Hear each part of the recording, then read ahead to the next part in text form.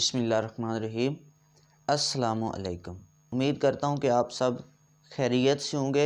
Subject क्या होता है, क्योंकि बहुत सारे जो स्टूडेंट्स हैं और कुछ जो उस्ताद इकराम हैं, टीचर्स जो हैं, वो भी स्टूडेंट्स को ऐसे ही पढ़ा रहे हैं कि सब्जेक्ट काम करने वाला होता है, फ़ाइल होता है, ऑब्जेक्ट वो होता है जिस पे काम किया जाए। तो मैंने सोचा कि ये जो रॉन्ग डेफिनेशन है इसको हम सही मानों में समझने की कोशिश करते हैं और आइए हम इसको देखते हैं कि ये होता क्या गया है। डूअर ऑफ एन एक्शन,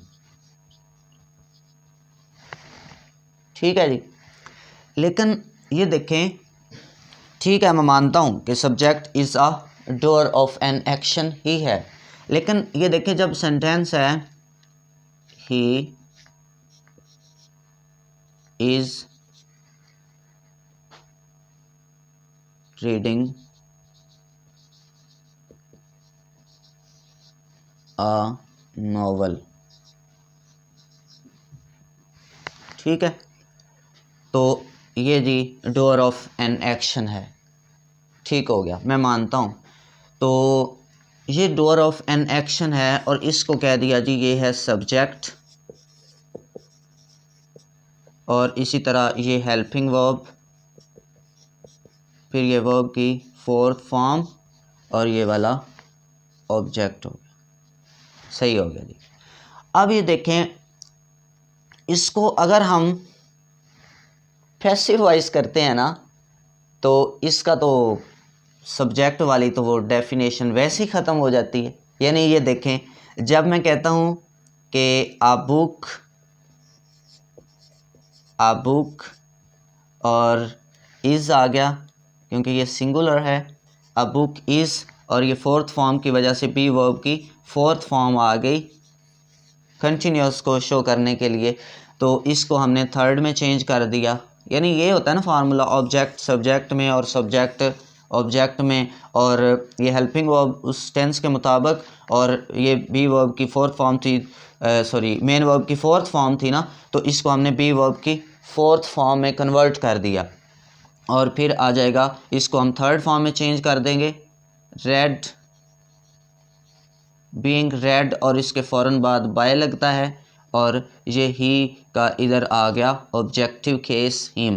तो ये देखें कितना आपको फ़ायदा हो रहा है। यानी कि हमने जो नाउन प्रोनाउन पढ़ लिए थे, तो हमने केसेस भी पढ़े थे, तो ये अब आपको इसका पता चल गया।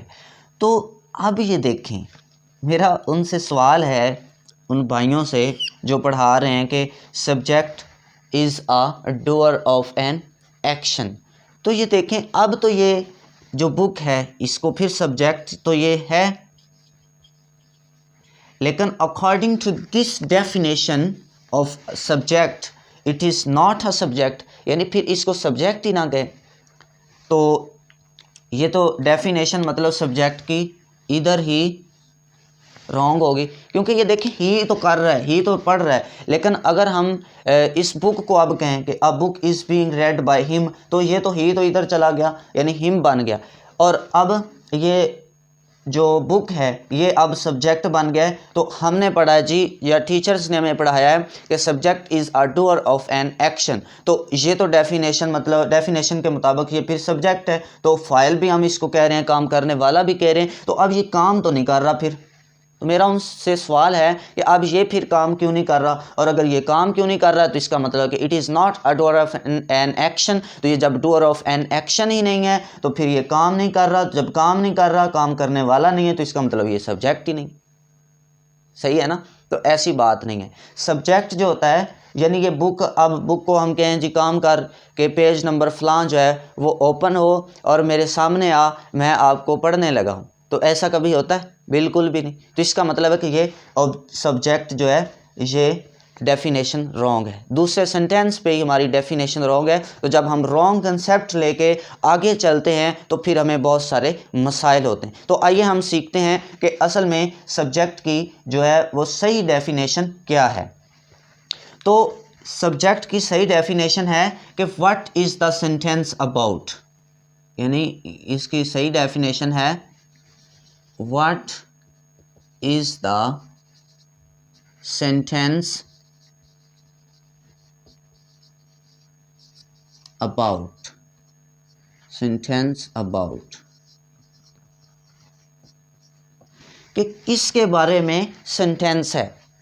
अब ये देखें सेंटेंस इधर किसके बारे में, बुक के बारे में, तो इसको मौजू कहते हैं। सब्जेक्ट को मौजू कहा जाता है, अनवान कहा जाता है, टाइटल कहा जाता है। कि अनवान ही ना हो तो हमने बात किसके बारे में करनी, यानी जिसके बारे में बात हो उसको सब्जेक्ट कहते हैं। What is the sentence about, कि जिसके मुतल्लक वो फ़िक्रा हो, जुमला हो, यानी जिस पे बात हो, वो हमारा क्या कहलाता है, सब्जेक्ट कहलाता है। तो फिर इसको हम क्या कहते हैं, यानी इसको, तो ये जो डूअर ऑफ एन एक्शन होता है ना, agent is a doer of an action, ये है एजेंट की डेफिनेशन।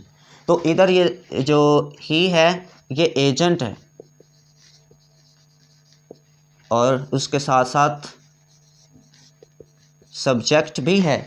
ये एजेंट भी है और सब्जेक्ट भी है। ये जो है ये सब्जेक्ट तो है, लेकिन ये एजेंट ये नहीं है, ये सब्जेक्ट तो है। तो इसका मतलब है कि subject is not a doer of an action. Subject doer of an action नहीं है। सब्जेक्ट वो है कि जिसके मुतल्लक सेंटेंस है, वही हमारा सब्जेक्ट है। फिर ये देखें हम एक दो एग्जांपल्स और करते हैं। जैसे कहते हैं जी द वेदर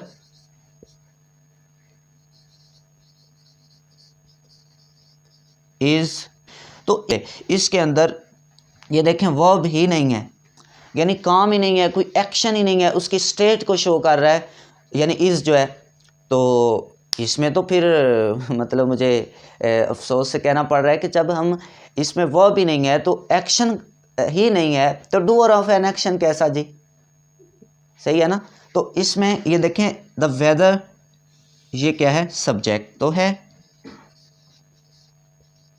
लेकिन इसको हम एजेंट नहीं कह सकते। तो सब्जेक्ट के बगैर मतलब सेंटेंस नहीं बनता, और जब सब्जेक्ट ही नहीं है तो सेंटेंस नहीं है। तो इसमें भी ये सेंटेंस तो ये है क्योंकि ये इसका सब्जेक्ट है, वेदर एक सब्जेक्ट है, और उसकी हालत बताई जा रही है कि यानी स्टेट वर्ब इसमें इस्तेमाल हुआ है, इज़, तो ये तो है। लेकिन इसके अलावा कुछ और भी हैं। जैसे हम कहते हैं जी ओपन